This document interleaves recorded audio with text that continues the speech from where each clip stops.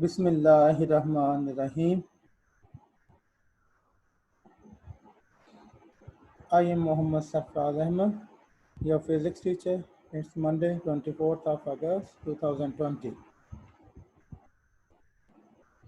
आज से हम चैप्टर शुरू कर रहे हैं इलेक्ट्रोस्टैटिक्स, चैप्टर नंबर 13 इलेक्ट्रोस्टैटिक्स। आज के लेसन के SLOs हैं। After studying this article, students will be able to describe simple experiments to show the production and detection of electric charges.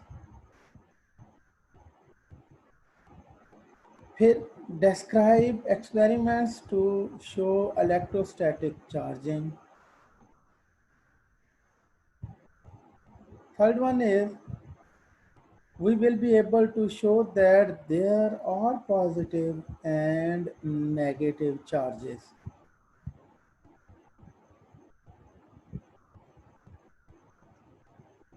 What is electrostatics?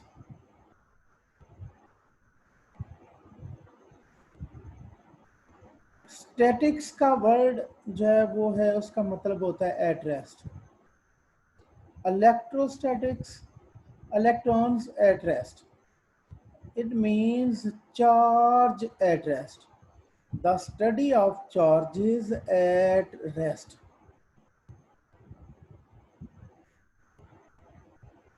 The study of charges at rest is called electrostatic or static electricity.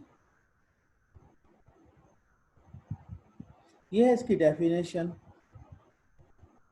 जब हम charges को rest पे देख के उनकी study करते हैं, rest पे उनको जांच पड़ताल करते हैं, तो ये वाला टॉपिक कहलाता है इलेक्ट्रोस्टैटिक्स।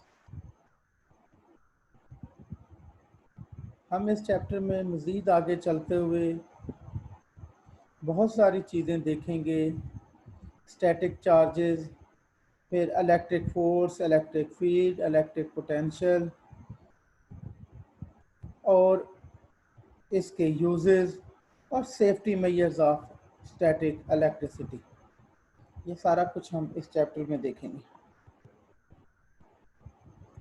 अब है प्रोडक्शन ऑफ चार्जेस। बड़ा कॉमन सा एक एक्सपेरिमेंट है, छोटा सा, कि आप एक कॉम्ब लेते हैं और उसको बालू में चला के कागज़ के छोटे छोटे टुकड़ों के पास ले जाते हैं, तो कागज़ के छोटे छोटे जो टुकड़े होते हैं वो कॉम्ब की तरफ अट्रैक्ट होते हैं। ये सब ने तकरीबन एक्सपेरिमेंट किया होता है, जिसकी फिगर सामने नज़र आ रही है। यानी एक कॉम्ब को बालू में चलाया और उसको टेबल के ऊपर पड़े हुए छोटे छोटे कागज़ के टुकड़ों के पास लेके जाएंगे। आप देखेंगे कि कागज़ के टुकड़े इसकी तरफ अट्रैक्ट होते हैं। तो ये वाली property, this property of attraction and repulsion of charges between substances is due to the electric charges they acquire during rubbing. यानी ड्यूरिंग रबिंग के दौरान ये चार्जेस इस कॉम्ब पे आ गए जो अट्रैक्शन या रिपल्शन का सबब बने। अट्रैक्शन की बात तो हमें नज़र आ रही है, रिपल्शन की बात भी हम करेंगे जो ही आगे चलते हैं। देखें, ये जो कॉम्ब जब तक टेबल पे ऐसे ही पड़ा हुआ था, ये कागज़ के पीसेस को अट्रैक्ट नहीं कर रहा था, लेकिन जब आपने इसको बालू में चलाया और बालू में चलाने के बाद आपने इसको कागज़ के पीसेस के नज़दीक किया, तो फिर इसने अट्रैक्ट किया। यानी चार्ज इसके ऊपर आया है कॉम्ब के ऊपर, लेकिन during rubbing against your hair. चलें हम इसको आगे देखते हैं, फिर बात करते हैं इन सब पे। प्रोडक्शन ऑफ चार्जेस कैसे है? फर्ज कर लेते हैं आपके पास एक ग्लास रॉड है। अगर आप उसको रब करते हैं अगेंस्ट सिल्क, तो वो पॉजिटिवली चार्ज हो जाएगा ग्लास का रॉड। अब हमने जो ये पहली फिगर ए बनाई हुई है, इसमें मैं कह रहा हूं कि दो ग्लास रॉड को हमने, सेम ग्लास रॉड्स हैं, और दोनों को सिल्क के अगेंस्ट हमने अगर रब किया और उन दोनों को आपस में एक दूसरे के करीब लाए, they repel each other, they repel each other because both are positively charged and like charges repel each other।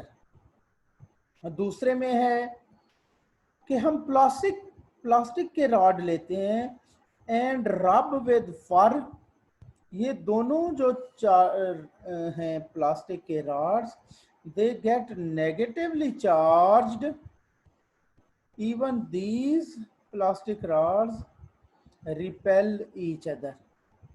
पहले दो पॉजिटिव चार्जेस आपस में एक दूसरे को रिपेल कर रहे हैं, और बी केस में दो नेगेटिवली चार्ज्ड ग्लास रॉड्स आपस में प्लास्टिक रॉड्स एक दूसरे को रिपेल कर रहे हैं।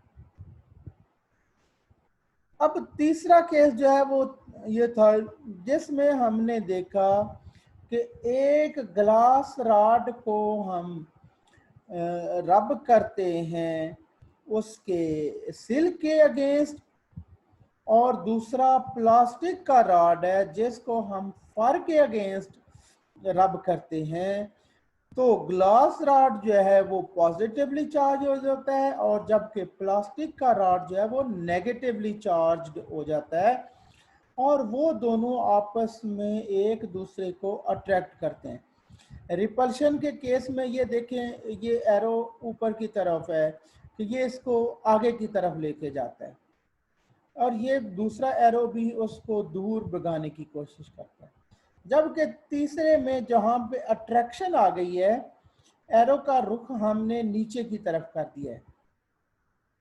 इम्पॉर्टेंट बात यह है कि हम इनको ग्लास रॉड्स को या प्लास्टिक रॉड्स को जब एक दूसरे के करीब लाते हैं, तो ये हमने इनको धागे के साथ क्यों बांधा हुआ है।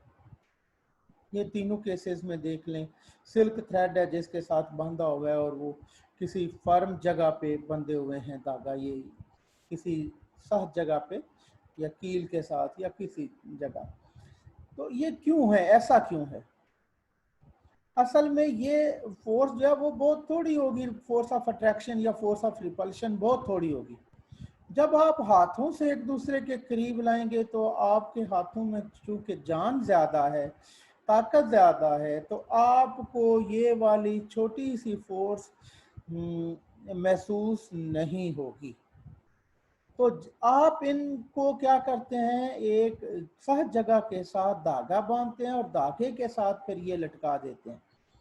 तो अब क्या होगा, जब ये रुक जाएंगे बिल्कुल ग्लास रॉड, आपने उसको रब करने के बाद इसके साथ लटका दिया, और दूसरा ग्लास रॉड रब करने के बाद उसके करीब लाएंगे और वो रुका हुआ होगा, तो जब उसके करीब लाएंगे तो ये ऑब्वियसली दूर जाता नजर आएगा, दूर जाता नजर आएगा। और इसी तरह से ये नेगेटिवली चार्ज रॉड्स जो हैं, ये वाला प्लास्टिक रॉड दूसरे के करीब लाएंगे तो वो भी दूर जाता थोड़ा सा रेस्पॉन्स देता हुआ नजर आएगा। जबकि तीसरे केस में एक पॉजिटिवली चार्ज है और एक नेगेटिवली चार्ज है, तो वो एक दूसरे के करीब आएंगे। ये वाला जो है ये तो आपने हाथ में पकड़ा हुआ है प्लास्टिक रॉड, तो ग्लास रॉड की जो है आपको मूवमेंट वो बताएगी कि it is towards the plastic rod. तो ये हम इसलिए करते हैं कि चूंकि अगर हमने दोनों रॉड्स हाथ में पकड़े हुए हों किसी प्लास्टिक के साथ, तो फिर वो हमें इस तरह से है कि उनकी जो रिस्पांस है वो हमें महसूस नहीं होगा। अब इन ये जो हमने पढ़ा है थोड़ा सा आर्टिकल, इसके कंक्लूजन्स क्या हैं? Charge is the basic property of a material due to which it attracts or repels another object. कि चार्ज ही वो प्रॉपर्टी है जिसकी बिना पर ये दूसरे चार्ज बॉडी को या दूसरे बॉडी को अट्रैक्ट या रिपेल करता है। ये बड़ी इंपॉर्टेंट है। ये मैं आगे चलता हूं तो मैं आपको बताऊंगा, क्लियर करूंगा, क्योंकि हम जब कहते हैं कि दो बॉडीज के दरमियान फोर्स ऑफ अट्रैक्शन है, तो फोर्स ऑफ अट्रैक्शन जो है वो उन दोनों के ऊपर चार्ज की वजह से भी हो सकती है, या उन दोनों के ऊपर नहीं, और कम से कम एक के ऊपर चार्ज हो, दूसरे के ऊपर चार्ज ना भी हो, तब भी उनके दरमियान फोर्स ऑफ अट्रैक्शन होगी। ये जो बात है ये बड़ी इंपॉर्टेंट है, ये मैं समझाऊंगा कि देखें ये इलेक्ट्रोस्टैटिक इंडक्शन में आएगा कि हम उनके दरमियान देखते हैं कि फोर्स ऑफ अट्रैक्शन है, एक चार्ज बॉडी है और एक अनचार्ज यानी न्यूट्रल बॉडी है, उनके दरमियान भी फोर्स ऑफ अट्रैक्शन हो सकती है। बहरहाल ये आगे चलते हैं तो फिर बात करते हैं। फ्रिक्शन की वजह से उनके ऊपर चार्ज आता है, फ्रिक्शन की वजह से चार्ज आता है, रबिंग की वजह से, रबिंग मीन वही फ्रिक्शन। तो लाइक चार्जेस जो हैं वो अट्रैक्ट रिपेल करते हैं एक दूसरे को, और अनलाइक चार्जेस आपस में एक दूसरे को अट्रैक्ट करते हैं। फिर हम लास्ट वन पॉइंट है, repulsion is the sure test of charge on a body, कि अगर रिपल्शन होगी तो हम कहेंगे कि उनके ऊपर चार्ज है। रिपल्शन होगी तो हम कहेंगे कि repulsion is the sure test of charge on a body. Attraction क्यों नहीं, यानी why attraction is not the sure test of charge on a body, क्यों? इसका जवाब हम तलाश करते हैं। देखें, repulsion is the sure test of charge on a body, ये हमारा क्वेश्चन है, ऐसा क्यों है, अट्रैक्शन क्यों नहीं है? तो फोर्स ऑफ अट्रैक्शन जो है वो हो सकती है ड्यू टू ग्रेविटेशनल फोर्स, जैसे आपने 9th क्लास में पढ़ा है कि दो मुख्तलिफ बॉडीज जब एक दूसरे के करीब आते हैं, वो चार्ज हूं या ना हो क्या फर्क पड़ता है, तो वो आपस में एक दूसरे को अट्रैक्ट करते हैं, जैसे सूरज जमीन को अट्रैक्ट करती है, फिर जमीन चांद को, या दो मुख्तलिफ बॉल जमीन पे पड़े हों वो भी आपस में एक दूसरे को अट्रैक्ट करते हैं, तो ये ग्रेविटी की वजह से। तो फोर्स ऑफ अट्रैक्शन की एक वजह ग्रेविटी है, और दूसरी वजह कि उनके ऊपर अपोजिट चार्ज हो सकता है उन दोनों के ऊपर अपोजिट चार्ज हो। अब इन दोनों में से हमें नहीं पता कि उनके दरमियान अट्रैक्शन किस वजह से है, यानी दो बॉडीज हैं जिनके दरमियान फोर्स ऑफ अट्रैक्शन है, हो सकता है वो ग्रेविटी की वजह से आपस में एक दूसरे को अट्रैक्ट कर रहे हो, या हो सकता है कि उनके ऊपर दोनों के ऊपर अपोजिट चार्जेस हों और वो दोनों आपस में एक दूसरे को अट्रैक्ट कर रहे हों, और हमारे पास कोई फार्मूला नहीं है कि हम इनको देख सकें। लेकिन जब हम दूसरी तरफ आते हैं, फोर्स ऑफ रिपल्शन, जब वो एक दूसरे को रिपेल करते हैं, तो ये याद रखें कि ग्रेविटी में रिपल्शन नहीं होती, ग्रेविटी में रिपल्शन नहीं होती, since there is no force of repulsion in gravity, लिहाजा हमारे पास एक ही बॉडी, एक ही वजह रह जाती है रिपल्शन की, कि वो दोनों के ऊपर एक जैसा चार्ज है, दोनों के ऊपर एक जैसा चार्ज है, इसलिए वो आपस में एक दूसरे को अट्रैक्ट कर रहे हैं। जब हमने अट्रैक्शन की बात की तो हमने कहा अट्रैक्शन दो वजह से हो सकती है, ग्रेविटी की वजह से या उनके ऊपर अपोजिट चार्ज है। लेकिन जब हम रिपल्शन की बात करते हैं तो रिपल्शन की ग्रेविटी में तो रिपल्शन होती नहीं है, लिहाजा हमारे पास एक ही वजह रह जाती है कि उनके ऊपर, दोनों बॉडीज के ऊपर अपोजिट चार्ज हैं, इसलिए वो आपस में एक दूसरे को रिपल कर रहे हैं। अच्छा, यहां पे बड़ी इंपॉर्टेंट बात है कि अगर दोनों के ऊपर अपोजिट चार्ज होगा तो फोर्स ऑफ रिपल्शन होगी। अगर किसी एक के ऊपर चार्ज हो और दूसरा न्यूट्रल बॉडी हो तो उनके दरमियान फोर्स ऑफ अट्रैक्शन होगी। ये जैसे मैंने यहां पे पहले में कहा था। इसलिए रिपल्शन हो ही तब सकती है जब दोनों के ऊपर चार्ज है और दोनों के ऊपर सेम चार्ज है। Only then force of repulsion is there. Next is, अब हम ये सारा कुछ कर रहे हैं, ये क्यों हो रहा है? रबिंग की वजह से क्या होता है कि चार्ज आ जाता है, एक दूसरे को अट्रैक्ट करना शुरू हो जाते हैं, या कोई पॉजिटिवली चार्ज हो रहा है रबिंग के साथ, कोई नेगेटिवली चार्ज हो रहा है रबिंग के साथ। क्यों ऐसा क्यों है?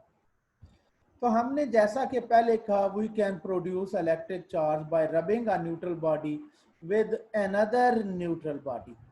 दो न्यूट्रल बॉडीज को जब आप एक दूसरे के अगेंस्ट रब करते हैं तो उनके ऊपर चार्ज आ जाता है, दोनों के ऊपर चार्ज आ जाता है। चार्ज क्या है? Basically electric charge is the result of excess or insufficiency of electrons. ये बड़ी इंपॉर्टेंट बात है। इलेक्ट्रिक चार्ज आ जाता है जब किसी बॉडी के ऊपर इलेक्ट्रॉन्स की भरमार हो, एक्सेस हो, लार्ज नंबर ऑफ इलेक्ट्रॉन्स हो जाएं या जरूरत से ज्यादा हो जाएं, जैसे वो बॉडी नेगेटिवली चार्ज हो जाएगा। और जहां पे इनसफिशिएंसी ऑफ इलेक्ट्रॉन्स हो जाए, इलेक्ट्रॉन्स की कमी, तो वहां पे हम कहेंगे कि पॉजिटिव चार्ज आ गया।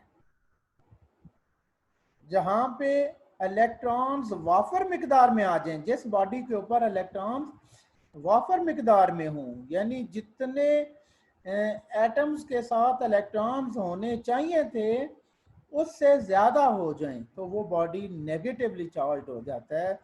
जबकि दूसरा बॉडी जिसके अगेंस्ट आप रब कर रहे थे उसमें इनसफिशिएंसी ऑफ इलेक्ट्रॉन्स हो जाता है, इलेक्ट्रॉन्स की कमी हो जाती है, तो that body is charged as positive. ये बात है। अब ये द माइग्रेशन ऑफ इलेक्ट्रॉन्स, ये इंपॉर्टेंट बात कर रहे हैं कि जब एक न्यूट्रल बॉडी को दूसरे न्यूट्रल बॉडी के अगेंस्ट रब करते हैं तो इलेक्ट्रॉन्स माइग्रेट कर जाते हैं from one two the other. अच्छा, ये बड़ी इंपॉर्टेंट बात है कि एक इलेक्ट्रॉन्स हैं वो एक बॉडी से दूसरे बॉडी की तरफ माइग्रेट कर जाते हैं।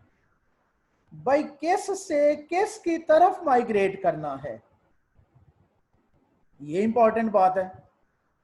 इलेक्ट्रॉन्स माइग्रेट करेंगे उस बॉडी से जिस बॉडी का इलेक्ट्रॉन्स के ऊपर कंट्रोल कम होगा, और माइग्रेट करेंगे उस बॉडी की तरफ जिसका इलेक्ट्रॉन्स के ऊपर कंट्रोल ज्यादा होगा। देखें, दो सेम चीजों को जब आप एक दूसरे को अगेंस्ट रब करेंगे तो किसी के ऊपर कोई चार्ज नहीं आएगा। जैसे दो सिल्क के कपड़े हैं, उनको एक दूसरे के अगेंस्ट रब करेंगे तो चार्ज नहीं आता। क्यों? क्योंकि दोनों सिल्क के कपड़ों का इलेक्ट्रॉन्स के ऊपर एक जैसा कंट्रोल है। लेकिन अगर आप ग्लास रॉड को रब करते हैं अगेंस्ट सिल्क,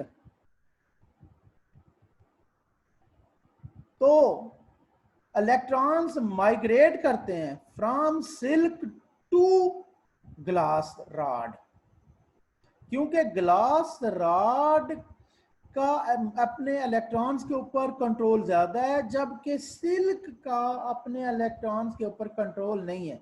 तो जिसका कंट्रोल नहीं होगा वहां से इलेक्ट्रॉन शिफ्ट कर जाएंगे उस तरफ जहां पे इलेक्ट्रॉन्स का कंट्रोल, इलेक्ट्रॉन्स को अच्छी तरह से संभाला हुआ है। तो the migration of electrons depends very much on the properties of materials rubbed against each other. और ये वाला काम तब होता है and happens only if one of the materials is the stronger holder of its electrons than another.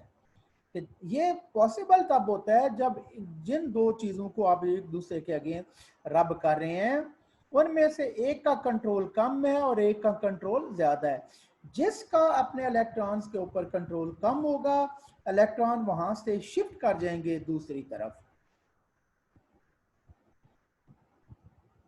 फिर it should be added that unlike heavy protons, ये बड़ी इंपॉर्टेंट बात, अगर किसी के ऊपर पॉजिटिव चार्ज आता है तो वो क्या बात है, क्या प्रोटॉन वहां पे चले गया? नहीं, पॉजिटिव चार्ज का आना मैंने बहुत पहले आपको इसमें बताया था इस स्लाइड में कि किसी जगह इलेक्ट्रॉन्स वाफर मिकदार में हो जाएं, जितने चाहिए थे उससे ज्यादा हो जाएं तो वो बॉडी नेगेटिवली चार्ज होगा, जबकि पॉजिटिवली चार्ज होने के लिए भी वही इलेक्ट्रॉन्स का ही जिक्र होगा कि वहां पे इलेक्ट्रॉन्स कम हो गए हैं, यानी positive charge goes nowhere, positive charge कहीं नहीं जाता, इट फॉर्म्स अ बैकग्राउंड, ये बैकग्राउंड में मौजूद होता है।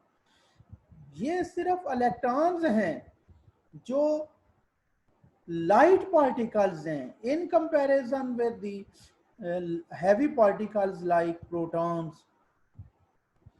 तो इलेक्ट्रॉन्स मूव करते हैं, प्रोटॉन कहीं नहीं जाते, तो हम कहते हैं it should be added that unlike heavy protons there are carriers of positive electric charge, light negatively charged are always moving inside the material forming an electron cloud। जब जिस जगह से ये मूव कर जाएंगे इलेक्ट्रॉन वो पॉजिटिवली चार्ज हो जाएगा और जिस जगह जाएंगे वो नेगेटिवली चार्ज हो जाएगा। वही बात यहाँ पे कर रहा है, negative charges are easily torn away from some materials, जैसे फर से, हेयर से आप आसानी के साथ नेगेटिव चार्ज को अलग कर सकते हैं, जबकि दूसरी तरफ जो प्लास्टिक है उसका कंट्रोल अपने चार्ज इलेक्ट्रॉन्स के ऊपर बहुत ज्यादा होता है तो वो नहीं जाने देता। इफ वी रब प्लास्टिक रॉड विद फर तो ये प्लास्टिक का कंट्रोल है लेकिन फर का कंट्रोल नहीं है इलेक्ट्रॉन्स के ऊपर। So negative charges यानी electrons are transferred from the far to the rod. The rod is negatively charged और जहां से electrons गए हैं that is far और वो positively charge हो जाएगा। चलें, ये आर्टिकल था हमारा आज का इलेक्ट्रोस्टैटिक्स के मुतल्लिका। प्रोडक्शन ऑफ चार्जेस कैसे होती है, प्रोडक्शन कैसे होती है जब हम दो मुख्तलिफ मटेरियल्स को एक दूसरे के अगेंस्ट रब करते हैं। अब इलेक्ट्रोस्टैटिक इंडक्शन कहते हैं कि हम जब एक चार्ज बॉडी को दूसरे बॉडी के करीब लाते हैं तो उसका करीब वाला एंड जो है वहां पे अपोजिट चार्ज प्रोड्यूस हो जाते हैं, या तो जो दूसरा फार एंड होता है उसके ऊपर सेम चार्ज अपीयर हो जाता है। देखें ये कैसे है, ये वाला एक बॉडी है जिसके अंदर सारा चार्ज मौजूद है, पॉजिटिव भी है नेगेटिव भी है और वो यूनिफॉर्मली डिस्ट्रीब्यूटेड है आपस में। तो लेकिन जब उस बॉडी के करीब एक पॉजिटिवली चार्ज बॉडी को लाया जाता है तो इस बॉडी के अंदर जिसमें चार्ज डिस्ट्रीब्यूशन पहले इस तरह से थी, अब क्या हुआ, जब एक चार्ज बॉडी आप उसके करीब लाए तो सारे का सारा नेगेटिव चार्ज इस एंड करीबी एंड की तरफ आ जाता है। अपोजिट चार्ज जो है, क्योंकि फोर्स ऑफ अट्रैक्शन होनी है तो सारे का सारा अपोजिट चार्ज, किसके अपोजिट, जो बॉडी आप करीब ला रहे हैं उसके ऊपर जो चार्ज है उसका अपोजिट चार्ज सारा नजदीक आ जाता है और दूसरी तरफ रह जाता है हमारे पास सेम चार्ज। किसके सेम चार्ज? उसका सेम चार्ज जो बॉडी आप करीब लाए हैं, जो बॉडी करीब ला रहे हैं उसके ऊपर जो चार्ज है वो फार एंड पे मौजूद होता है। तो इसी प्रोसेस का नाम है इलेक्ट्रोस्टैटिक इंडक्शन। कि आप एक न्यूट्रल बॉडी के करीब जब चार्ज बॉडी लाते हैं तो करीबी एंड की तरफ अपोजिट चार्ज आ जाता है और दूसरा फार एंड की तरफ उसका सेम चार्ज रह जाता है। सेम चार्ज किस किस का? जो चार्ज बॉडी करीब ला रहे हैं उसका और इसके अंदर मौजूद चार्ज।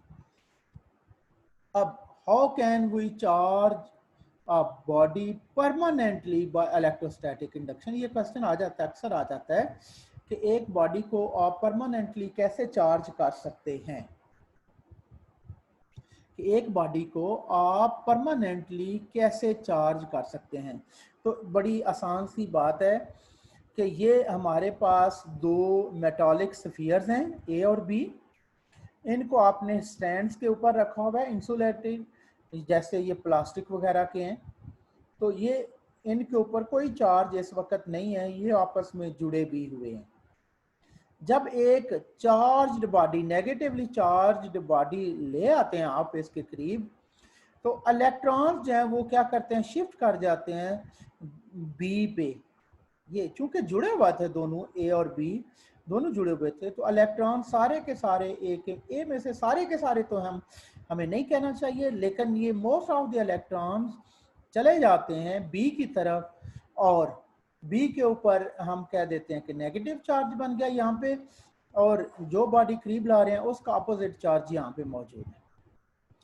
अब इस चार्ज्ड बॉडी जो ये आप करीब लाए हैं, इसको अगर जो ही दूर लेके जाते हैं, ये with in micro seconds, nano seconds, ये दोनों बॉडीज ए और बी फिर उसी तरह से यूनिफॉर्मली हो जाते हैं, डिस्ट्रीब्यूट कर लेते हैं अपने चार्जेस को विद इन नो टाइम। लेकिन आपने क्या करना है, आपने इस नेगेटिवली चार्ज्ड बॉडी की मौजूदगी में उसके करीब रखते हुए उसको एक बॉडी को आपने दूसरे से अलग कर लेना है। तो अब आप देखेंगे अब इलेक्ट्रॉन्स कहीं नहीं जा रहे, क्योंकि ये नीचे इसका सारा स्टैंड जो है वो क्या है, वो इंसुलेटर है, कंडक्टर नहीं है। उसमें से इलेक्ट्रॉन्स इसमें से शिफ्ट नहीं कर सकते कहीं भी। तो इसका मतलब है ये वाला बॉडी जो है वो, इसमें इलेक्ट्रॉन्स वाफर मिकदार में है, ज़रूरत से ज़्यादा हैं, और इसमें नेगेटिव जो चार्जेस हैं दैट इज इलेक्ट्रॉन्स, वो कम तादाद में है, इसलिए हम इसको कहते हैं कि ये पॉजिटिवली चार्ज। अब आप बेशक इस बॉडी को हटा दें तो ये वाला पॉजिटिवली चार्ज हो गया और ये वाला नेगेटिवली चार्ज हो गया। तो होमवर्क और असाइनमेंट के लिए हमेशा की तरह आपने इसको अच्छी तरह से सुनना है, फिर सेम टॉपिक बुक से भी पढ़ना है, और होमवर्क ये है कि आपने इसको नीट कॉपी पे उतारना होता है। आज की असाइनमेंट ये है कि आपने इलेक्ट्रोस्टैटिक इंडक्शन और इसकी ये जो डायग्राम है आपने डेफिनेशन बतानी है, लिखनी है, और इसकी ये जो मैंने डायग्राम स्टेप बाय स्टेप बनाई है ये आपने अपने हाथ से ट्रेस करनी है, एक्सप्लेनेशन देने की ज़रूरत नहीं है। और ये आपने मुझे कल यानी ट्यूसडे वाले दिन 9 AM से पहले पहले भेजनी है, 25 अगस्त को, यानी 9 बजे से पहले पहले। बहुत शुक्रिया बेटा, अल्लाह हाफिज़।